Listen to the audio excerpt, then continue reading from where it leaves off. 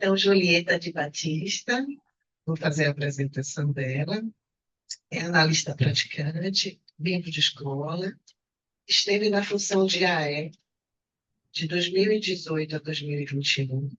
É doutora em psicopatologia pela Universidade de Toulouse, professora que está à frente da disciplina Psicopatologia na Universidade Nacional de La Plata. É docente de mestrado em psicanálise na Universidade de Buenos Aires e na Universidade de Mar del Plata.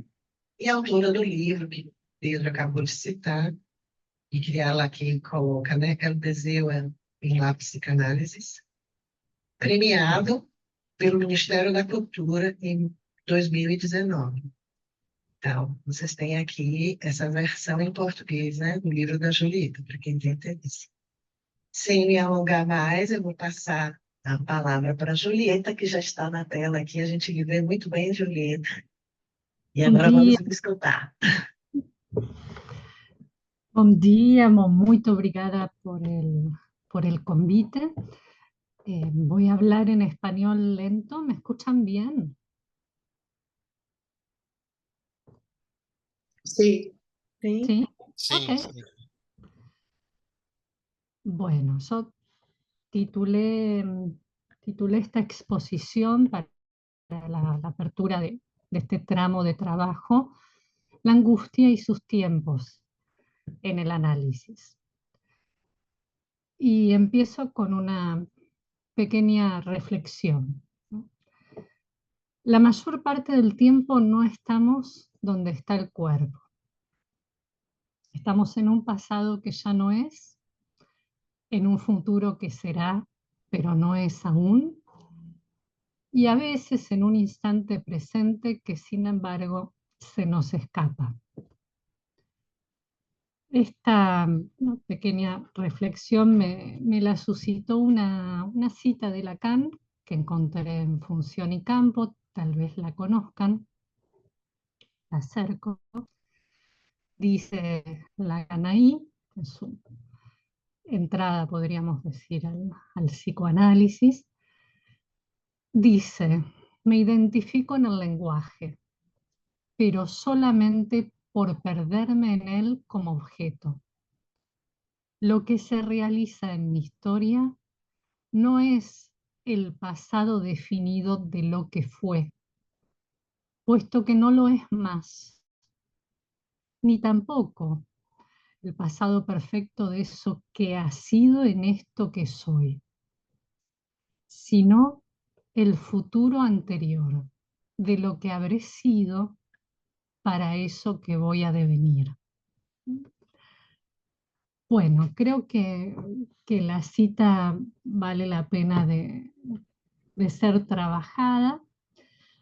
Voy a hacer una pequeña introducción recordando algunos debates filosóficos que se han dado sobre la cuestión del tiempo, debates que mencionaban recién un poco en la introducción, con esa diferencia de la concepción del tiempo en los griegos, y donde aparecía tanto la cuestión de la duración de la fuerza vital, de lo que nos mantiene vivos, como de su persistencia. Entonces el tiempo asociado a la duración, a la temporalidad, pero también a los intentos de encontrar algún modo de ordenarlo, de medirlo, en secuencias, sucesiones temporales, captar transformaciones,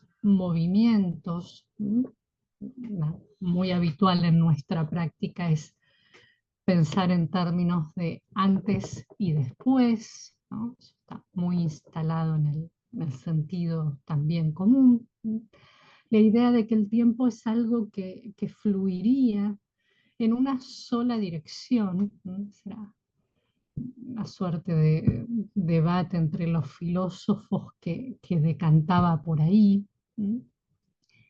y que en la medida en que se debatía sobre el tiempo, aparecía también la pregunta por la eternidad. ¿Mm? Es decir, por lo infinito, lo finito. Tal vez desde nuestra práctica podríamos decir lo que hay en lo humano de lo mortal, de su ser para la muerte. Les pregunto, si hablo a este ritmo, ¿va bien? ¿Se puede seguir? Sí, ¿Sí? Ok. muy bien. Ustedes me dicen si hay algo que no se pueda seguir. Entonces, había maneras, concepciones más físicas del tiempo que tendían también a medirlo, a encontrar cierta medida del tiempo como para atraparlo, pero también otras que defendían la existencia anímica, psíquica del tiempo, lo que podríamos llamar el tiempo vivido, tal vez el tiempo subjetivo, aquello que le permite dar una continuidad a una secuencia de instantes, el alma, el yo, que qué es lo que arma de esa dimensión temporal una continuidad. Y ahí aparecía esta idea de el tiempo vivido. Y ya desde la filosofía había logrado cernirse una dificultad con respecto al tiempo. Voy a citar a Aristóteles para ubicar esta dificultad y esta paradoja. Dice Aristóteles, lo que viene puede hacer pensar que el tiempo no existe en absoluto, o que existe apenas y de un modo harto oscuro. Parte del tiempo es pasado y ya no existe, y la otra parte es futuro y no existe todavía. Y sin embargo, el tiempo, sea que consideremos un tiempo infinito o cualquier otro, está hecho de aquellos, de ese pasado, de ese futuro y del presente. Es difícil concebir que participa de la realidad algo que está hecho de cosas que no existen. Entonces Aristóteles ubicaba ahí una paradoja, podemos repensar desde el análisis, que es la siguiente. La paradoja ubicada en la filosofía por Aristóteles. El tiempo es un fue o un pasado que ya no es una hora que se escapa y no es tampoco, porque no se puede detener, y es un será que todavía tampoco es. Por lo tanto, se desvanece, se diluye cuando intentamos apresarlo. Me gustó traer esta referencia, no porque tenga una formación filosófica que me permita profundizar mucho más en eso. Creo que seguramente Bernard Nominé puede acompañarlos en eso. Pero vean cómo en esta paradoja, ya ubicada en la filosofía, aparece algo de lo imposible, ¿no? De ese tiempo pasado que ya no es, de ese futuro que será pero no es, y de ese presente que se escapa, que no logra cernirse. Así que tal vez podríamos puntuar esta primera dimensión de lo imposible, de captar algo de ese tiempo y ubicar en términos psicoanalíticos al tiempo del lado de un real, ¿sí? Un real en tanto que imposible. Bueno, llegamos entonces al tema que han propuesto, el tiempo y el psicoanálisis. Y ahí la pregunta que me aparecía era, bueno, ¿y qué aporta la práctica del psicoanálisis? Dado que el psicoanálisis no es meramente una teoría, ¿sí? Es una práctica y una práctica de esa teoría. Entonces, ¿qué aportaba la práctica del psicoanálisis a la manera de concebir el tiempo? Y ahí hay una dificultad, creo, en la transmisión para lograr de alguna manera hacer pasar la gran subversión, la gran transformación que el psicoanálisis introduce en cierta concepción lineal y cronológica del tiempo. Decir que lo que estuvo antes determina lo que viene después, que el tiempo fluye en una sola dirección, ¿sí? Y que es susceptible de ser medido en minutos, horas, meses, años. Es algo frecuente incluso con los pacientes, ¿no? Para quienes trabajamos con sesiones de duración variable, a veces en algún momento aparece la pregunta, bueno, ¿por qué algunas sesiones son más largas y otras son más cortas, ¿no? Allí hay alguna concepción del tiempo, por qué se paga, por cuánto tiempo se paga, cuánto tiempo duran las sesiones, cómo me organizo. Al ser el análisis, al menos como lo concebimos desde la práctica lacaniana, una práctica que no está estandarizada, rápidamente entramos en alguna suerte de conflicto con algunas concepciones del tiempo vigentes en el sentido común, ¿no? Que el tiempo es oro, que el tiempo no hay que perderlo, que el tiempo vale, ¿no? Que puede ser medido en dinero, por ejemplo. Sin embargo, Freud, bueno, desde muy temprano en su trabajo advirtió que había alguna temporalidad específica en esta práctica.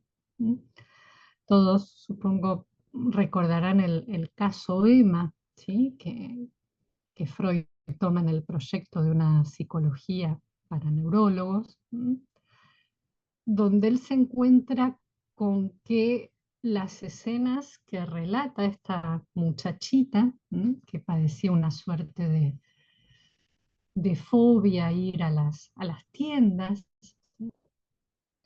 lo que constata es que la efectividad, ¿sí?, de las escenas no seguía el orden, podríamos decir, cronológico. La escena que había ocurrido en segundo término otorgaba cierta efectividad a una escena más bien infantil, ¿sí? Es decir, se subvertía esta linealidad del antes y el después.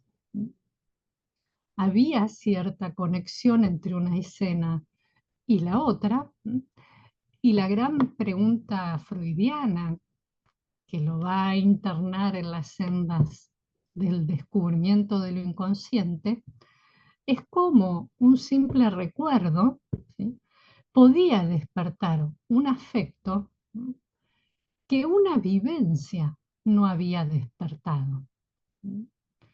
En el caso aparecía toda una cohorte, podríamos decir, sintomática, fóbica, en una escena que había acaecido para ella a los 12 años, donde había entrado a una tienda y había escuchado a dos muchachos que estaban allí riéndose.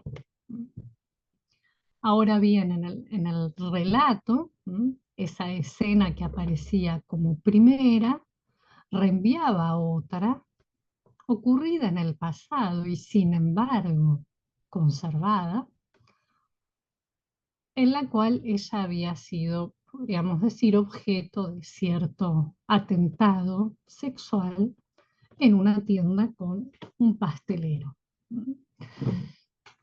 Esto inaugura entonces un modo de pensar la temporalidad que es específico del análisis, que es lo que se mencionaba en el inicio como el après-coup en francés, ¿no? Literalmente después del golpe, el efecto retardado, ¿no? Que algo pueda tener un efecto en lo que sería más bien un segundo tiempo, que además está escondido por un intervalo. Esto es absolutamente novedoso.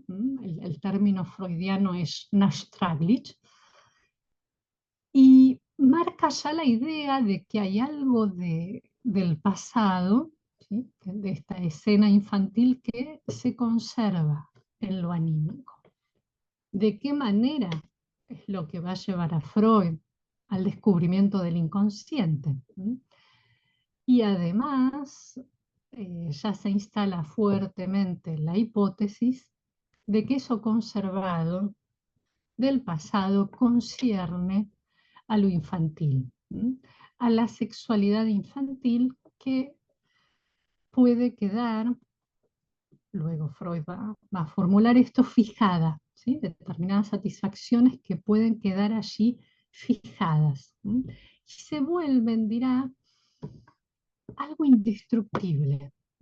Esta idea del deseo como lo indestructible, esos deseos infantiles, dice Freud, que se conservan ahí de un modo indestructible, inmortal, como si pudieran desafiar a la muerte, este inconsciente que de alguna forma no tiene posibilidad de significantizar la muerte, de poner allí un significante de la muerte, como tampoco de la diferencia sexual, abre las puertas entonces a un modo de concebir el tiempo radicalmente distinto y muy difícil de transmitir. Vean cómo acá vuelve a aparecer la pregunta por eso infinito, indestructible, inmortal. Hay una cita de Lacan que también me gustó para compartirles. Dice, en función y campo, así el símbolo se manifiesta como asesinato de la cosa y esta muerte constituye en el sujeto la eternización de su deseo. Bueno, allí tendremos entonces un problema que intentaré abordar ya más sobre el final, que es la cuestión de, bueno, cómo terminan los análisis, dado que estamos habitados por estos deseos inconscientes, indestructibles, infantiles y con pretensiones de inmortalidad. Recordaban al inicio algo que Freud eh, plantea en varias ocasiones como una propiedad del inconsciente, su atemporalidad. El hecho de que no haya un orden temporal, un orden con arreglo al tiempo, dice Freud, no se modifican por el paso del tiempo y escapan, ¿sí?, a ese ordenamiento temporal que puede brindar el yo, la conciencia. El hecho de que el tiempo no cambie nada allí es interesante, es una constatación clínica. Muchas veces cuando recibimos analizantes que por alguna razón comenzaron algún proceso que luego interrumpieron y muchas veces vuelven años después. Me ha impactado de esos casos que al escucharlos, ¿sí? A veces con un gran lapso de tiempo en el medio, tal vez 8 o 9 años, han quedado en el punto al cual el proceso había llegado, al cual el proceso analítico había llegado.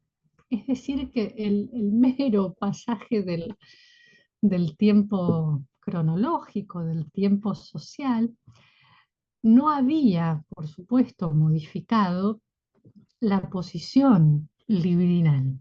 ¿Mm? A veces está esa ilusión de que el tiempo todo lo cura, como se dice. No sé si existe la expresión en portugués. Sim, existe.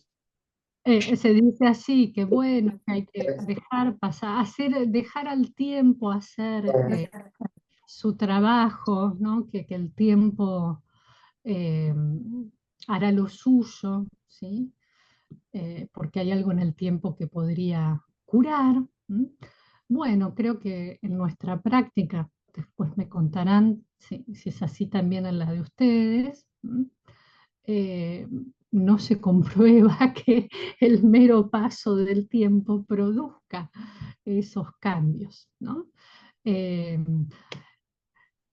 y ahí el análisis, bueno, creo que podríamos pensar qué es lo que permite transformar, ¿sí? En esto atemporal del inconsciente, en esto indestructible de esos deseos, que realmente nada cambia allí o es que se puede producir alguna mutación, alguna transformación en esas fijaciones del goce. ¿Mm? Bien, entonces conservamos esta idea del efecto retardado, ¿sí?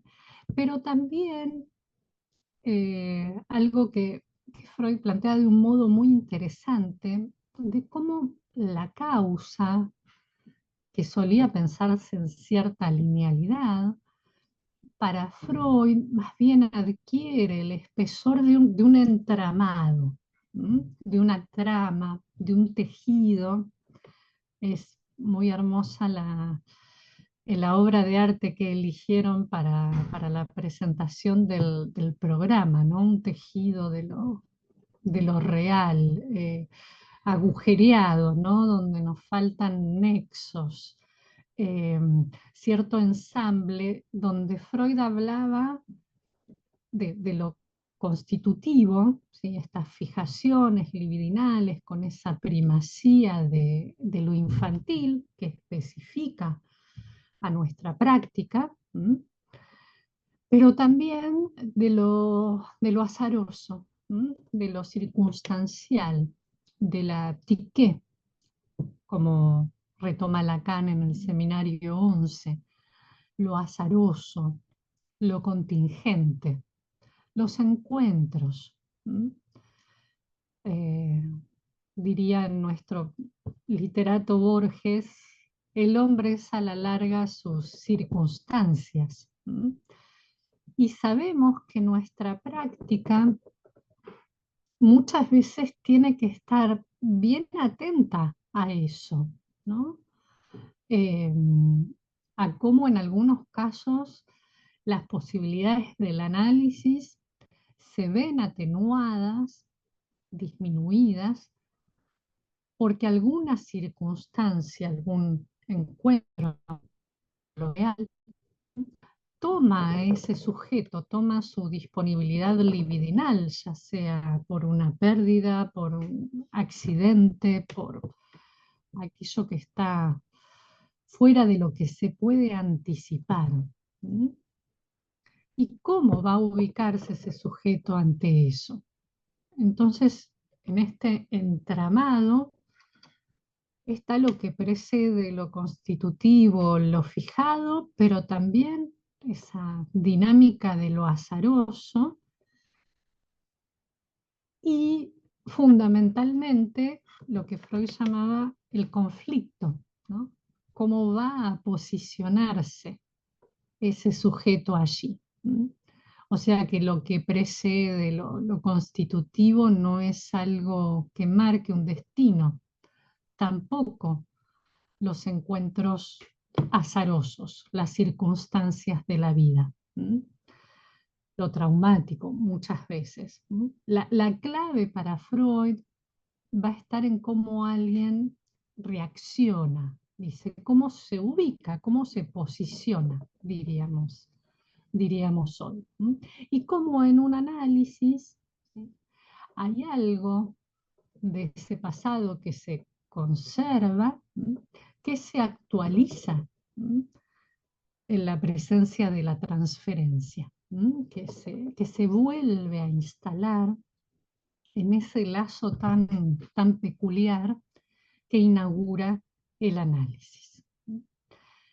Ahora bien, si nosotros tomamos con toda seriedad esta temporalidad de efecto retardado, nuestra práctica, atravesada por esta idea, ¿sí?, es una práctica en la cual hay cierta imposibilidad de anticipar, ¿no? Y ahí, bueno, la importancia de que el analista pueda soportar eso. La nuestra no es una práctica donde vayamos a indicar de qué va a hablar el analizante, en qué orden, ¿sí?, y de qué no va a hablar porque ese día no estamos dispuestos a escuchar esas cosas, ¿sí? También puede ocurrir, a veces es habitual entre los colegas comentar que algún día de trabajo fue más duro que otro, porque en la secuencia de las sesiones, el material analizante tuvo alguna peculiaridad que hizo que fuera tal vez más difícil de soportar que en otras ocasiones. No tenemos ninguna manera de estandarizar esa práctica, ni en cuanto al tiempo que va a durar la sesión, ni en cuanto a lo que va a traer el analizante.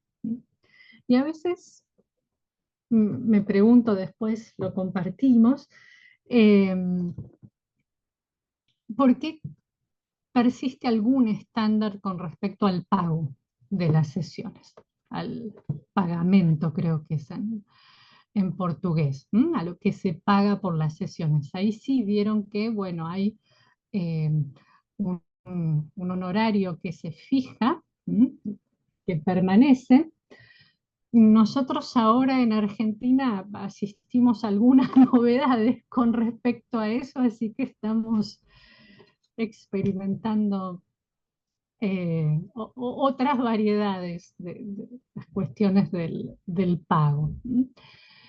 Pero bueno, en principio la práctica analítica es una práctica libre que podría, digamos, debería dar lugar a este principio de lo que ocurre con efecto retardado. Y hacer honor a eso, por lo tanto es una práctica que está bien lejos de los tips, de los criterios, ¿sí? De las recetas, ¿sí?, de todo lo que pueda llegar a estandarizarla. Y alguien que tal vez se está iniciando podría preguntarse, bueno, pero ¿y entonces cómo orientarse ahí? ¿Sí? Aquí es donde viene tal vez mi propuesta de conversar con ustedes acerca de la angustia, ¿sí?, y cómo la angustia va escandiendo, va puntuando los tiempos en el análisis, ¿sí? Habitualmente pensamos los tiempos del análisis como tiempos lógicos, no cronológicos. Creo que eso forma parte de cierto consenso. ¿De dónde se extrae eso? Del texto de Lacan de 1945, donde trata el sofisma de los tres prisioneros.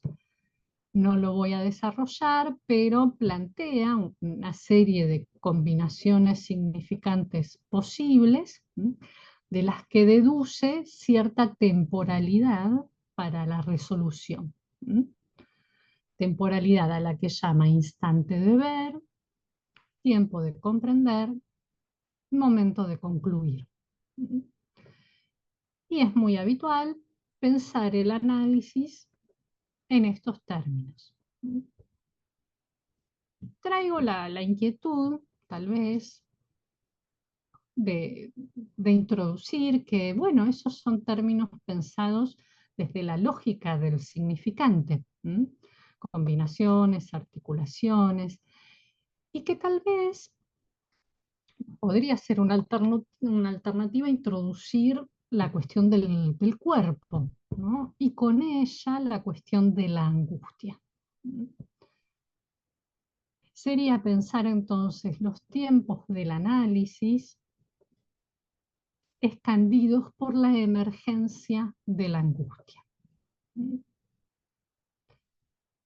¿Por qué traigo esto? Bueno, eh, voy a hacer uso de una indicación clínica de Lacan en el seminario 10. Al parecer, cuando él anuncia que iba a hacer un seminario sobre la angustia, algunos analistas de esa época no parecían muy entusiasmados por ese tema. Y Lacan trae la anécdota, la primera lección del seminario 10, y dice a propósito de esto que la angustia, lo estoy citando, no parece ser algo que los sofoque como analistas.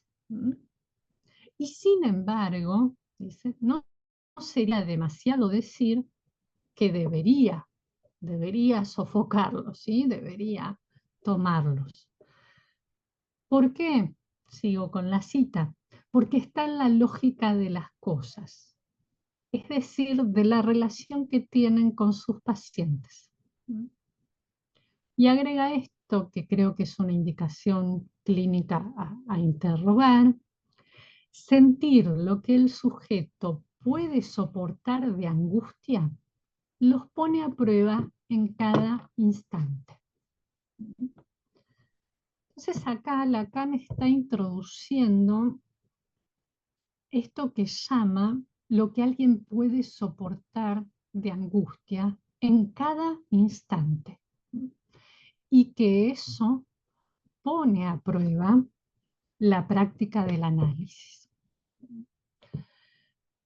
Agrega además que el analista se orienta por esos momentos de aparición de la angustia, por esos momentos de emergencia de la angustia, y propone, bien al inicio, algo que llama una indicación de método, que es la siguiente: modelar una verdadera orografía de la angustia, ver en qué puntos privilegiados emerge. La orografía es una disciplina que describe los relieves de la superficie terrestre, las emergencias de las montañas, los valles. Me gustaba la imagen, ¿no? Como si pudiéramos de alguna forma orientarnos en el relato de alguien por esos relieves, ¿no? Donde emerge algo de la angustia, ¿no? En qué puntos emerge, de qué manera, incluso cuánto de eso puede entregar el analizante. Ustedes tal vez recuerden que Lacan dice también en ese seminario que el neurótico no entrega, ¿no?, su angustia, y a veces asistimos a eso en la consulta. Eh, Desde que piden perdón, ¿no? Hay muchos pacientes en las primeras consultas que piden perdón cuando algo de esto aparece, se disculpan o tienen la fantasía de que eso puede producir un mal al analista, al que lo escucha. Nada más lejos de lo que es nuestra práctica, ¿sí? La angustia es algo fundamental, es el motor de todo análisis. No podemos prescindir, no podemos prescindir de ella. El análisis no la cura, ¿sí? La utiliza como motor. Sin dudas hay cambios en la posición con respecto a la angustia, pero en eso Freud se mantuvo firme del principio hasta el final, ¿sí? Es la angustia el problema principal, el fenómeno fundamental, ¿sí? Lo nodal, lo nuclear de todas las neurosis. Y si bien sabemos que fue cambiando su conceptualización, mantuvo que es el fenómeno nuclear o nodal, y podemos encontrar esas coordenadas en los casos, en los grandes historiales freudianos, ¿sí? El caso Dora, por ejemplo, lo que lleva a la consulta no es el síntoma de la tos, ¿sí? Sino la angustia del padre ante tal vez la angustia de Dora, ¿no? Que deja esa carta donde, bueno, deja esa carta ahí a la vista en el escritorio del padre donde hablaba de que ya no quería vivir más, ¿sí? Lo que termina desencadenando la consulta es la urgencia en la que el padre entra a partir de esto, ¿sí? O sea que hay algo que Lacan también ubica muy bien como cierta comunicación de la angustia, ¿no? Que la angustia no es algo que toque un cuerpo nada más, que puede tocar varios cuerpos y que hay algo allí que urge, que entra en cierta tendencia tal vez al actuar. ¿M? También en el caso del hombre de las ratas, ¿sí?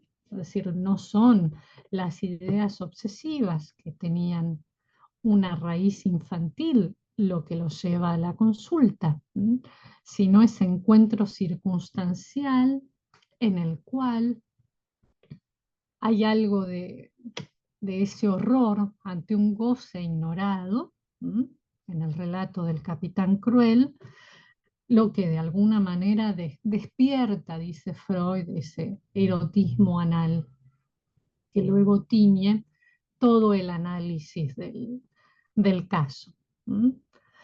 En Schreber también encontramos, bueno, ahí no fue un caso escuchado por Freud, pero encontramos que es la angustia hipocondríaca, ¿sí? Una forma de la angustia propia de la psicosis, lo que lleva a la internación.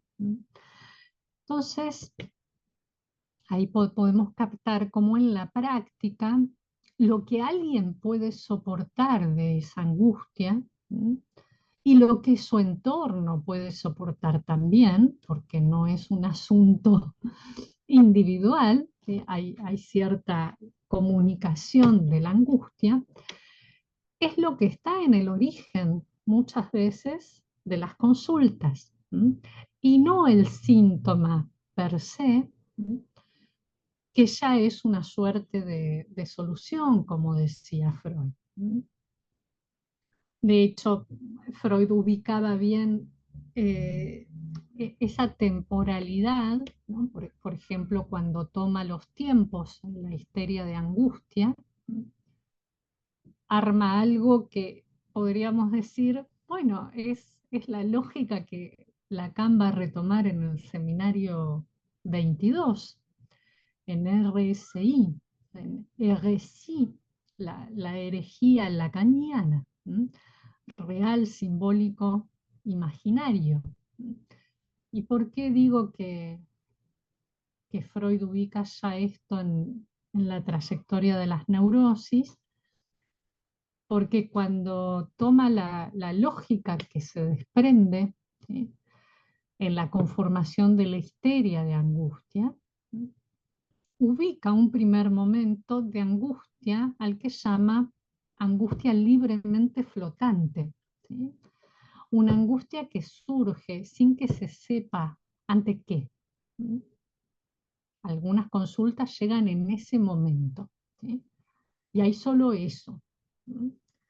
Y ahora, bueno, muchas veces los consultantes se encargan de aclarar, pero no me pasó nada, pero no hubo nada, apareció así, de la nada.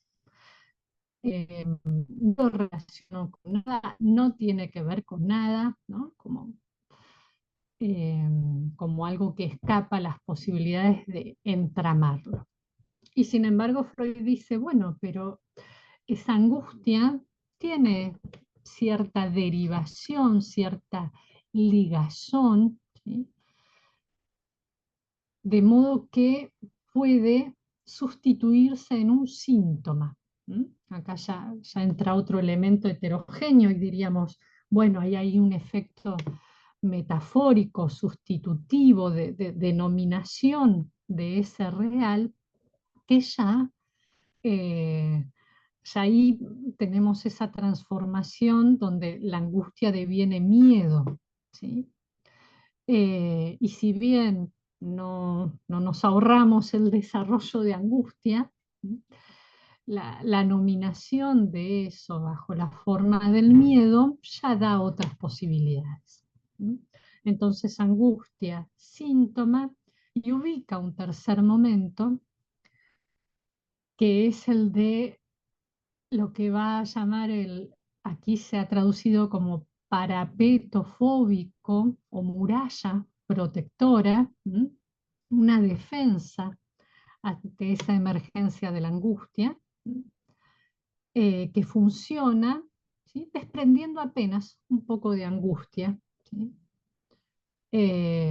Y que funcionan como una inhibición. ¿Sí? Entonces vean cómo en esta temporalidad de la angustia y en los intentos en definitiva de amarrar por las vías del significante algo de eso, encontramos estos tres freudianos: angustia, síntoma, inhibición, que Lacan va a proponer releer en términos de real, simbólico, imaginario, ¿sí? En el seminario 22, ¿sí? Y pensando ya más bien en los anudamientos posibles de estos tres. Bueno, creo que cuento con un tiempo más como para... contame, Andrea, cómo lo habían pensado. Entendi. ¿Sí? Sim, sim, pode continuar. Entendi. Bueno, entonces, luego pueden preguntar de lo anterior, pero me gustaba pensar esto: los inicios, el instante de ver, el tiempo de comprender y el momento de concluir en un análisis a partir de la angustia, ¿sí? Eh, ¿Qué nos encontramos en los inicios? Bueno, yo creo que en la actualidad tal vez recibimos más presentaciones ligadas a la angustia que el síntoma.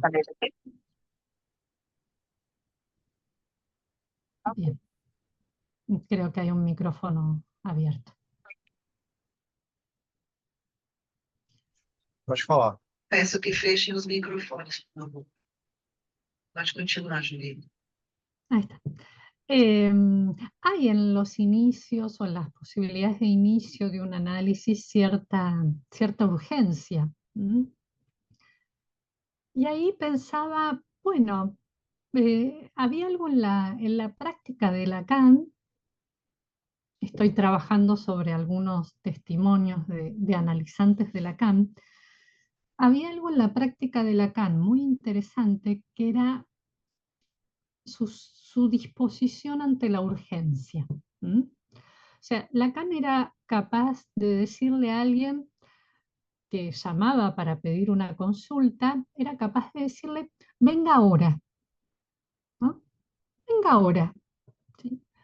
O decirle, venga el viernes, ¿m? Y no fijarle un horario, dejar el horario, digamos, a elección del analizante y que el analizante, bueno, empiece a preguntarse por qué no lo había citado una hora fija o por qué lo citaba a las 11:42. Fíjense cómo creo, yo no he escuchado muchos analistas que hagan eso, de alguna manera era muy libre también en el uso del tiempo más social, podríamos decir, el tiempo medido de los relojes. ¿M?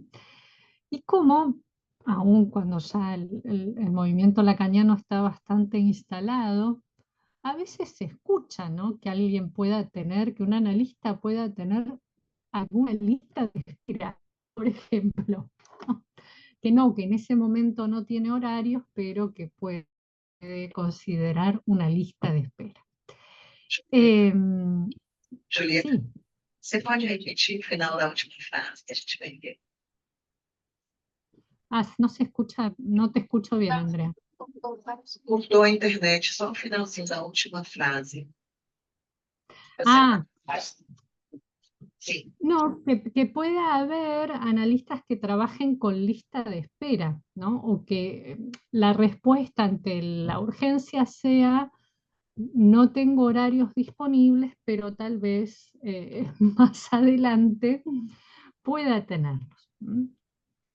Es muy difícil mantener una práctica eh, tan libre, ¿no? Como la que propone Lacan, ¿m? Porque requiere del analista una alta disponibilidad ante esa urgencia, ¿sí? Urgencia de la angustia que cuando el dispositivo se instala, ¿m?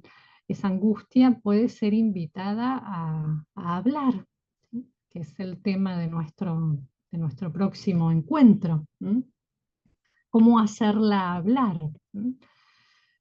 Al menos en lo que es mi experiencia, bueno, el análisis es un dispositivo que produce esa transformación ya con la propuesta que tiene, ¿no?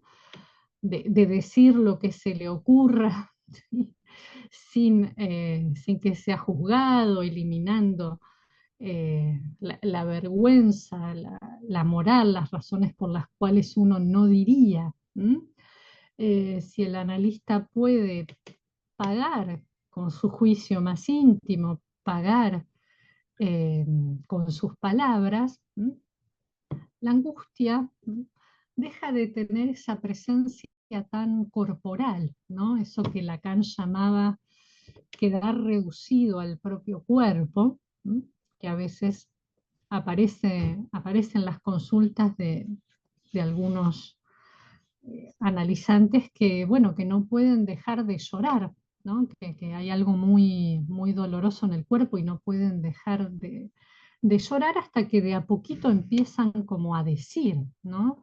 Empiezan a encontrar alguna pequeña forma de nombrar, y eso que parecía que no tenía nada que ver con nada, empieza a delinearse que tal vez tiene que ver con algo horroroso, de lo cual mucho no se quiere saber.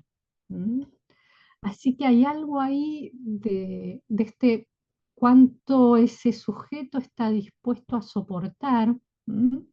Y cómo se va escuchando eso que ocurre más bien en el cuerpo, ¿sí? No es que los analizantes dicen, no soporto esto, esperemos. A veces interrumpen, a veces vuelven años después, vuelven con esa pregunta que había quedado abierta.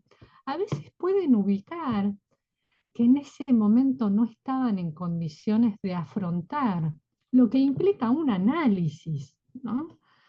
Porque la regla fundamental parece muy inofensiva, pero no lo es, ¿sí? Y muchas veces, bueno, los pacientes captan que se está abriendo una puerta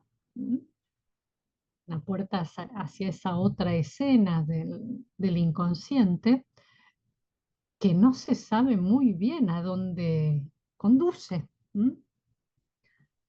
Así que hay también, una vez que el dispositivo se instala y se instala una suposición a ese saber, ¿sí? Hay cierta angustia que acompaña el entregarse a esa regla fundamental, en perder el hilo al hablar. ¿M? Y no todos lo soportan demasiado bien, ¿sí? Incluso a veces anticipan lo que van a hablar, preparan lo que van a decir, ¿m? Tal vez para evitar el encuentro con lo que puede llegar a salir casi sin que se den cuenta. ¿M? O sea que hay algo de esa puesta en acto de la regla fundamental que es también angustiante, ¿m?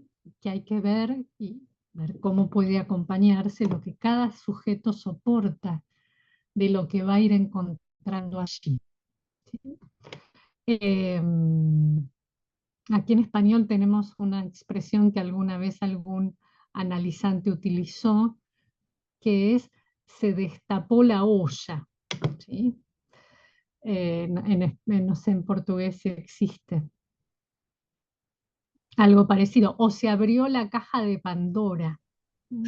Se abriu a caixa de Pandora ou destapou a panela. Ok. Que ahí hay cierta, bueno, hay una apertura a la incertidumbre que introduce el juego asociativo, donde tampoco el analista sabe con qué se va a encontrar. ¿M? De ahí que el tiempo de comprender, ¿sí? Eh, donde se juega un gran trayecto del análisis, lleva tiempo. ¿M? Y acá tal vez habría, me parece, que repensar, ¿no? Cómo se ha entendido muchas veces esto de las sesiones de duración variable que proponía Lacan, ¿m? Porque en ocasiones se ha leído eso como sesiones que siempre serán cortas. Y yo he recibido algunas consultas, por eso me ha llamado la atención, que venían un poco con este pedido, ¿no? De, bueno, ¿y por qué dejó el análisis anterior? Y porque me angustiaba cada vez más. ¿M? Que me respondan porque me angustiaba cada vez más, porque era angustiarme y corte de sesión y me iba cada vez más angustiada. ¿M? Por ejemplo. Como si allí algo de ese tiempo para comprender, ese tiempo de elaboración, de despliegue que se requiere, ¿no? Para que pueda decantar la posibilidad de atravesar eh, esa posición en el fantasma, ¿m? Como si algo de eso pudiera quedar entorpecido, ¿no? Por el corte utilizado de un modo estandarizado. ¿Sí? Es decir, que el corte se vuelva de alguna manera un estándar de la práctica lacaniana, que las sesiones siempre entonces serían cortas, ¿no? Alguna vez hablando con una colega conversábamos sobre eso, ¿no? Ya me comentaba que había dejado un análisis porque en algún tramo, ¿sí? Ella me traía algo de esto, no había tiempo para la angustia, ¿sí? Apenas se angustiaba afuera, ¿sí? Y que había sido cierto alivio para ella escuchar alguna vez a ese analista decir que, que bueno, que como analista reconocía que tenía cierta incapacidad para esperar, ¿no? Cierta incapacidad para esperar ese tiempo. Entonces el tiempo de comprender Lacan lo ubica bastante bien ahí en función y campo, lleva tiempo y no podemos saber cuánto tiempo va a llevar, ¿sí? Eh, no podemos prever cuál va a ser ese tiempo para comprender del sujeto, ¿sí? La pregunta que me queda y que les comparto es si a veces, ¿sí?, estandarizar lo corto de las sesiones no podría ser un obstáculo al despliegue de ese tiempo de comprender, ¿m?, que es necesario y que conduce a cierta, podríamos decir, decantación, ¿m?, que es lo que conocemos más bien ya como el tramo final del análisis, ¿m?, que ahí, bueno, hay muchos debates actuales sobre los cuales podremos intercambiar, pero que, bueno, voy a iniciar esta última parte con una cita de Freud que, que me gustó encontrar así como por azar, en la que Freud dice: en mis primeros años de actividad psicoanalítica, mi mayor dificultad era mover a los enfermos a perseverar, ¿m?, a que se queden, ¿no? Que es a veces una inquietud cuando uno empieza en la práctica, ¿no?, si van a seguir viniendo. ¿M? Bueno, esto decía Freud, al principio se trataba de que sigan, y después dice: esta dificultad se me ha desplazado hace mucho tiempo. Ahora tengo que empeñarme angustiosamente en constreñirlos a cesar. Entonces, bueno, conocemos el viejo debate acerca de los análisis terminables e interminables, pero creo que este punto, ¿no?, bueno, ¿por qué razón alguien prescindiría de ese lazo tan preciado, ¿no?, que es el lazo al analista, que es el lazo a la posibilidad de hablar eh, libremente, ¿sí?, de hacer valer esa regla fundamental? La pregunta que yo tengo es, bueno, ¿por qué razón alguien querría prescindir de eso? ¿Mm? Más allá de que el trabajo analítico conduzca a la caída del sujeto supuesto saber, a la travesía de la fantasía, podríamos decir, lógicamente, conduce a eso. Ahora bien, hay un tramo en el final, tal vez después de ubicar esa caída, que no se presenta como algo automático, ¿sí? O sea que no, la separación del analista, la asunción de perder esa posición analizante, ¿m?, de que ese lazo, bueno, ya no se va a contar con eso, ¿sí?, con esa forma de hablar que es inédita y única del análisis. ¿M? No hablamos así en lo social, no hablamos así con los amigos, no hablamos así en la familia. ¿M? ¿Por qué alguien querría perder eso? ¿Qué razones los llevarían a ocuparse del otro lado, a causar ese trabajo analizante? Entonces, la pregunta que tengo es si no hay algo de cierta angustia en ese final que bordea esa pérdida, ¿sí? Esa pérdida, no del analista en tanto persona, sino esa pérdida de la posibilidad de hablar de esa manera, ¿m? Siendo que, bueno, un analista no puede estar en vía analizante para operar como analista, ¿sí? No es una cosa o es la otra, dice Lacan. Y que por otra parte, Lacan ubica, ya desde el seminario 8, que el análisis debe quedar en cierta asepsis, debe ser aséptico. El término existe en portugués, sí. El análisis debe ser aséptico con respecto a la angustia del analista. ¿Mm? O sea, la angustia del analista no puede teñir el dispositivo. ¿Mm? O sea que el analista es alguien que por su trabajo analítico, por su trabajo analizante, ha logrado posicionarse de un modo diferente con respecto a la causa del propio horror de saber. ¿Mm? Y pensaba, bueno, tal vez es algo de eso lo que le permite aventurarse a que alguien hable libremente y no sepamos qué va a aparecer. ¿Sí? Y cuando digo no sepamos qué va a aparecer, que tal vez lo que el analizante diga nos confronte con algo de lo horroroso propio desconocido. ¿Mm? Entonces, avanzar en cernir la causa del propio horror, creo que contribuiría a sostener, ¿sí?, esa regla fundamental en su sentido más profundo, ¿m? En que no entre a jugar ni la angustia del analista ni la defensa del analista en escuchar lo que ese analizante tiene para decir. ¿M? Un final de análisis, cuando llega a ese punto, aporta algo de es suficiente. ¿Sí? Lo que se sabe es suficiente. Y hay ahí alguna satisfacción.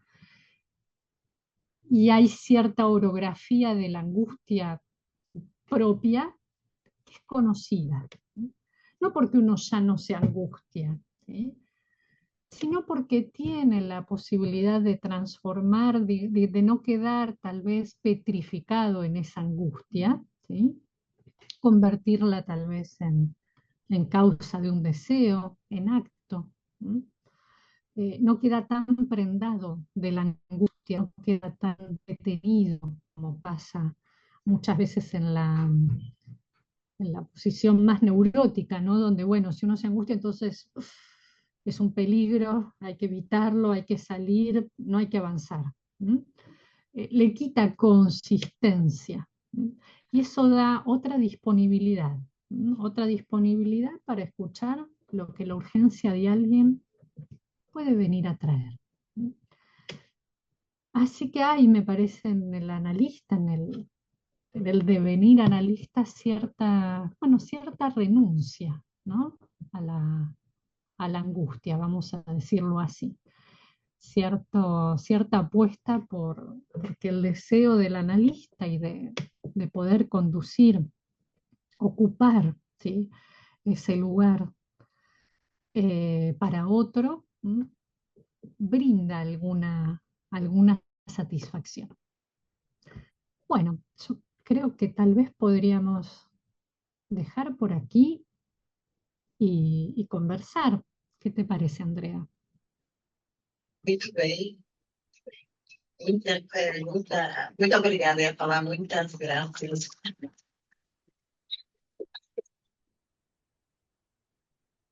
Belíssima conferência. Eu agradeço muito, muito mesmo. Foi enriquecedor. Você fez um percurso brilhante, com pontos assim, fundamentais na nossa prática da formação do analista. Mas agora eu vou convidar a Ida Freitas, minha colega, para vir aqui, porque é ela que vai animar o debate. Os comentários, sente aqui. E depois a gente vai abrir para o público. Mas foi muito interessante, Julita. Posso lhe dizer isso.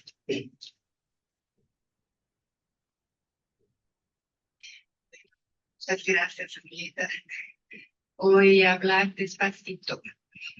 Ah, sí, por favor, porque se escucha un poco raro. Así que despacito.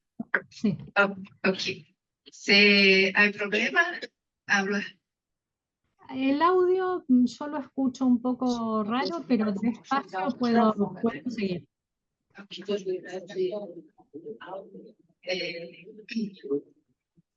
Bom, então, agradecer a você, Julita, por essa fala, né, por essa exposição tão abrangente né? Onde você faz todo um percurso aí, desde a filosofia, né? É, trazendo um recorte aí do tempo na filosofia, e eu vou só destacar o que você traz de Aristóteles, né? Como esse paradoxo que aponta ao impossível, né? Que faz uma relação íntima com a nossa prática, né? Com a psicanálise, onde esse tempo, né, nos escapa, onde esse tempo tem algo de real mesmo, né, impossível de apreender. E como a psicanálise, por outro lado, lida com esse tempo, né? É, e desde já, assim, gostaria de colocar uma primeira questão que é também impossível não reverberar, né? Não nos fazer pensar dessa, cada vez mais, eu diria, dessa contramão que a psicanálise se coloca com toda essa possibilidade, por um lado, mas com toda essa dificuldade, né, de dialogar com o nosso tempo, né? Ou pensar assim, esse tempo que traz a pressa, esse tempo que traz a urgência, esse tempo que traz, inclusive, esse uso, né, muitas vezes condensado, em nome da própria psicanálise, que a gente vê nas mídias, né? Então, esse desafio permanente, eu acho que desde sempre, né, que a psicanálise enfrenta no diálogo com os outros discursos. Daí, e o que, por outro lado, implica numa responsabilidade ainda maior, né, do psicanalista, daquele que fala em nome do discurso, né, do analista, de sustentar, né, essa prática, sustentar esse não tempo, né, sustentar essa atemporalidade do inconsciente, sustentar isso que é da ordem do imutável e que, por isso, ao mesmo tempo, é preciso tempo para, para acontecer, né? Enfim. Então, essas questões ficam reverberando e você traz, né, a partir da clínica, essa inquietação de muitos sujeitos, né, que não sustentam, né, não estão ainda no tempo de poder sustentar uma análise, que não, que questionam, é claro, e é necessário, né, que tempo é esse que você me dá, né? A relação do tempo com o dinheiro também é outra questão, né, muito presente na nossa sociedade, né? O tempo é algo muito valioso, né? Tempo implica a produção, né? Inclusive trazendo até para o nosso campo, né? Assim, para nós, quanto analistas, dentro de uma instituição, dentro de uma escola, né? O quanto também eu vejo alguns de nós, né, assim, se questionando do uso desse tempo, né? Quanto nos dedicamos, por exemplo, à psicanálise, né? O quanto nos falta tempo, muitas vezes, para a própria vida, enfim. É uma questão aí que eu acho que também faz a gente pensar, né? Mas, voltando ao que você traz, eu achei muito precioso essa relação que você traz a partir do quando você pergunta, é, bom, e esse tempo que é impreciso, é impossível, né, é inapreensível, como nos orientarmos nessa clínica? E essa orientação me pareceu muito interessante, como você faz, né, a relação dos tempos lógicos, ver, compreender, concluir com a inibição, sintoma e angústia, e o real simbólico imaginário, né? Inclusive, você traz três dimensões, né? Enfim, a gente pode pensar aí nesse enlaçamento também, né? nesses tempos, né? É a partir da angústia. A angústia como esse fio, né, que vai norteando e enlaçando esse tempo, né? Enfim, que nos orienta em uma análise. Bom, você traz muitos elementos interessantes. Eu fiquei pensando, Julieta, de alguma forma você não toca a questão diretamente, né, da transferência, né, mas em algum momento você fala, deixa eu ver aqui,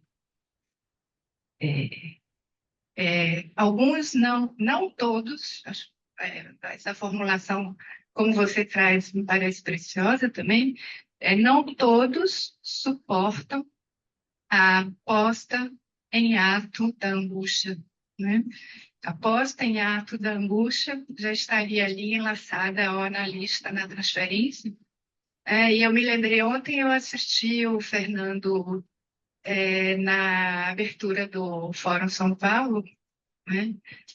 E ele estava tratando exatamente da entrada como a constituição, né, do sujeito suposto saber, e hoje ele ia falar da queda do sujeito suposto saber, né? E ele traz essa ideia da aposta, né, em ato da angústia, como a aposta, né, onde se pode apostar nessa entrada, né, desse sujeito em análise a partir, eu traria aqui, da angústia, porque eu diria que não todos também chegam à análise pela angústia, né?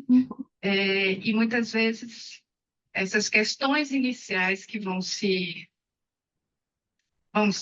formulando, né, no início de uma análise, ela diria que quase que inevitavelmente suscitam angústia, né?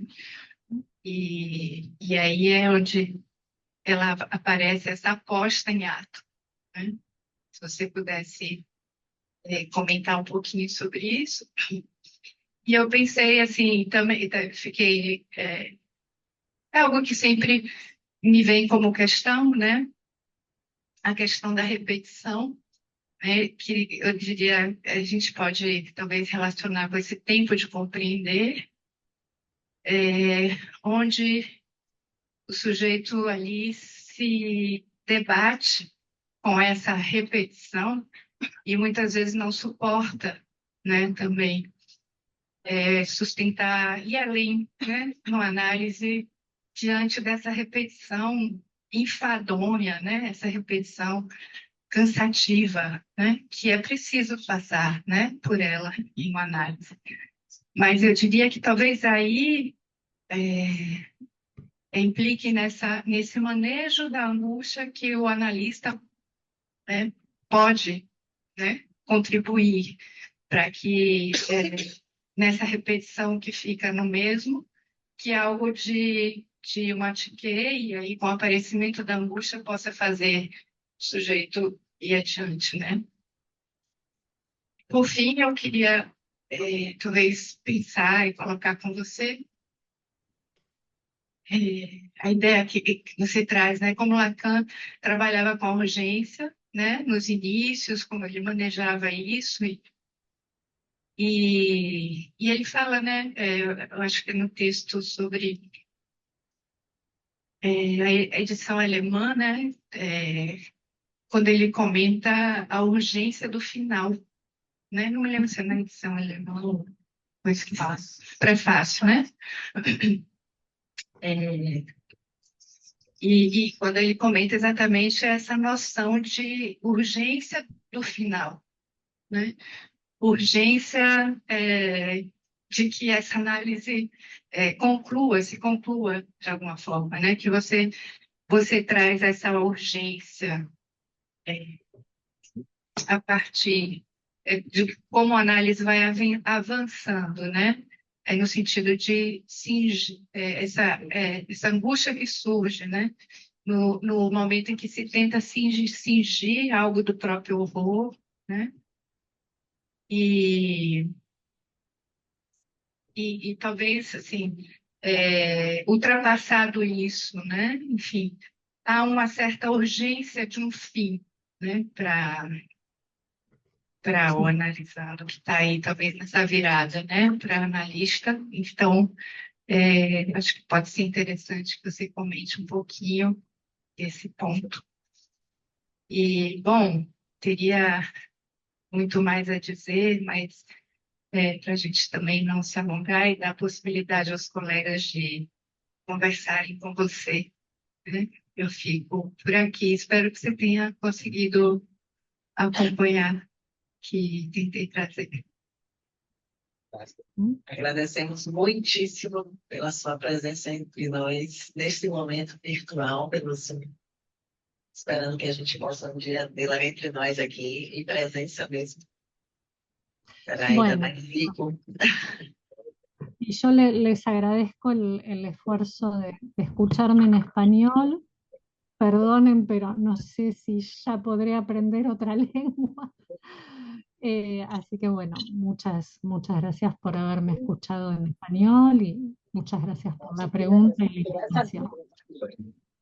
Então, agradecemos a todos também que estão presentes aqui na sala, no Zoom, e que tiveram grande interesse de escutar a Julieta Batista, e está aqui com a gente na abertura do nosso programa do ano.